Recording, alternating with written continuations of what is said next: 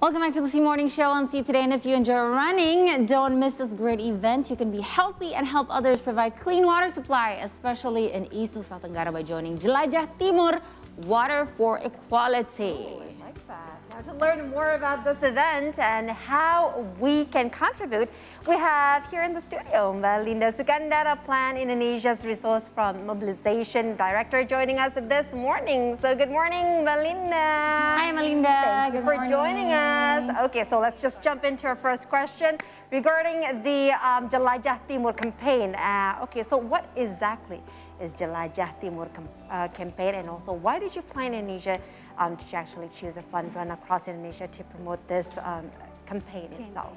Okay, so Jelajah Timur is a campaign that initiated by Plan Indonesia since 2019, and it aims to provide clean water access for East Nusa Tenggara or NTT. Okay. So the highlight of this event is always be ultra marathon activities in East Nusa Tenggara, and why we are choosing run to promote, because we see that running is one of most favorable sports nowadays. Yes. So like everyone can do this.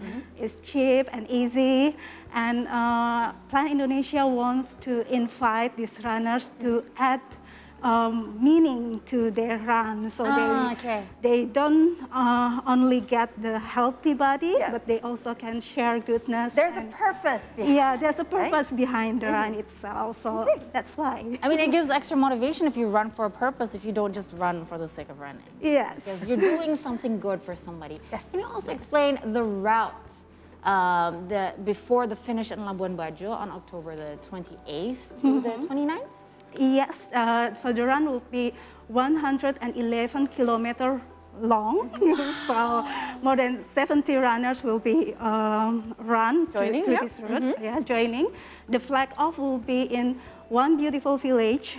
We call it Kampung Chan in Ruteng, Nusa Tenggara, Ruteng, Nusa Tenggara, Manggarai.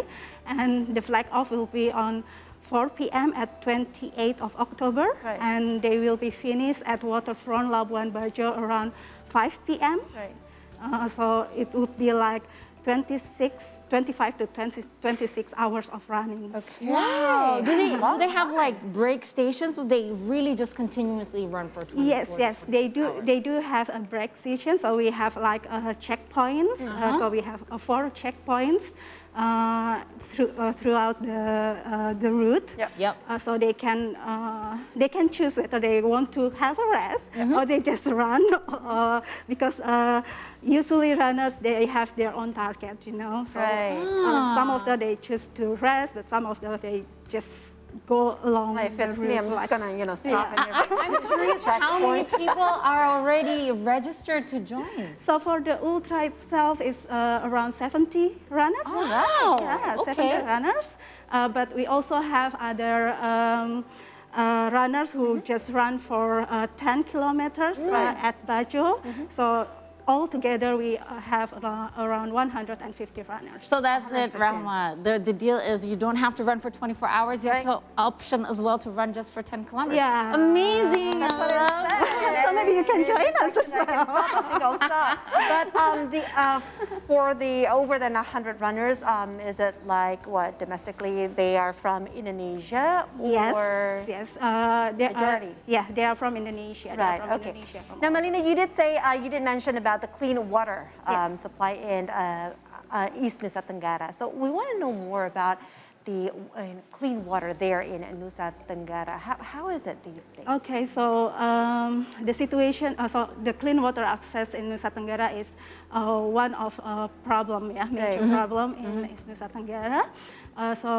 Based on the national survey in 2019, it's only 60% of household can access the clean water access there, and only 50% has good or proper sanitation. So that's why we see in Plan Indonesia, we see it's one of the major problems that we could help to tackle together, because water is our basic needs. Yes. You know, you cannot imagine living without water. Yes. So I think it's important thing for us to help our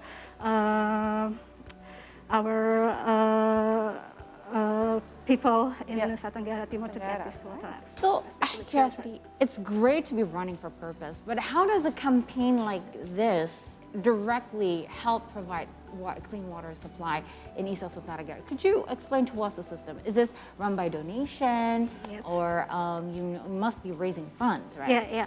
So the runners not only running for hundreds of kilometers, but they also raising fund for the clean water access. So since 2019, we have collected around 4.7 billion rupiah. Yeah. And then it helps 9 villages in Nusa Tenggara to get a clean water access. It's equal to 2,000 households or 7,000 people in Nusa Tenggara. Right. So the impact is quite serious actually, and good. Yeah. Of course. Now, over 100 runners are going to compete, right?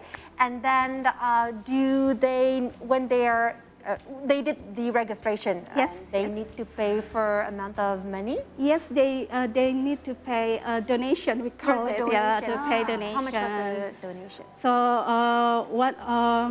1,500,000. 1,500,000 per runner. Yeah, for per runners. runner. Okay. Yeah, for runners. Okay. Now we want to know more about about this event, and also how much fund is needed, and how do you start building the clean water infrastructure in East Nusa Tenggara, because we know it's not that easy. Yes, right.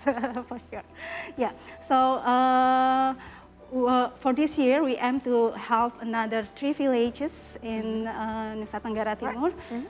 2 will be in Ruteng, Manggarai, and 1 in Soe or Timur Tengah Selatan. So we started, of course, by socializing our ideas to the local community, so we can ensure that they also have commitment to what we want to build in their community. And then we started to do the survey to see what kind of water sources they have. So sometimes they get a spring, they already have a spring, but sometimes we need to dig the well to get the water itself. And then after that, together with the community, we will build the clean water access, and we also teach them how to conserve the water itself. Because But they do have the source for the clean water itself. The source is there, right? Yeah, some village they do spring and sources, but some they don't have at all. So you'd have to literally drill. Yes, we have to literally drill or find some other technology or alternative for them to get the clean water access. Yeah. What are, I think one of the villages you mentioned was also one of the routes that the runners will be running to, right? So it'd be great inspiration for them to run past the route that they will be helping, extra motivation. Yes. But back to the fun run, what are the challenges during preparation for this fun run? This is 100 and something kilometers. It's not just a little marathon. It's like 3 marathons, at least. 3 marathons, yeah. The preparation would be, because it's not like running in Jakarta or in any urban area. So the preparation would be more into ensure that the runner will be safe and sound along the route, and they also ready to face the changes of climate. So in Ruteng, we start in Ruteng, it will be a bit cold there because it's high, in the mountain. And then we go along the route until to the waterfront at Labuan Bajo. It will be extreme weather from both areas. And also the infrastructure is not really, it's not as good as here in Jakarta or any urban area. So we have to ensure that we have enough support, Yes. like water station, like a checkpoint, and other things that the runners will be needed along the route. 24 to 26 hours. Yeah. I imagine Yasha doing it because he's a runner. Yeah, he can do that. I think he can do that. Yeah, we vote for Yasha to join from C today, right? So we have a colleague of ours who's actually a part of the Indonesian runners. Okay. He usually is such a thrill seeker when it comes to these things. We'll give an update for, we'll contact Yasha for you. But Okay, anyway, sure. Marina, of course, so once the event is done, and we want to know when will you actually, you and your team, start building the infrastructure, itself, right? So the campaign started last September and will be ended in mid-November. So it's working on progress already. Yeah, right. it's on progress already. So we targeted to have 1 billion rupiah this year, and now we have achieved around 600 million rupiah. So 4 millions to go. So we still have time until November, and soon as we end the campaign, then we will start to build the clean water infrastructure in Ruteng and also in Timur Tengah Selatan. Amazing. I just wanted to say one thing. This is great work that Planet Indonesia does with all of your amazing campaigns, and this is very, very special. Yeah. And we have a picture of local kids right here on our pillars. If you could tell us a story, who are these local kids? Okay, so these kids are kids that live in the village that we will build the infrastructure. So usually they have to walk like 2 hours or 1 to 2 hours in a day to get water. Oh dear. So and the path is also not an easy path. Right. So it's not like us, like we do have here in Jakarta. So that's why we think that if we can bring closer the water to their house, they will have more time to play, to learn, and also for their own safety.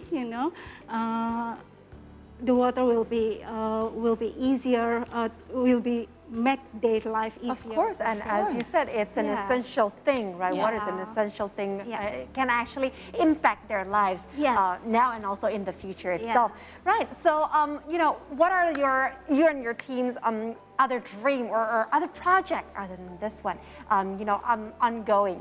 Ongoing, so we have so many projects ongoing. You guys are doing the Day of the Girl project, right? Yes. Planet Indonesia. I hosted their collaboration with AstraZeneca last year. I was 6 months pregnant. I remember.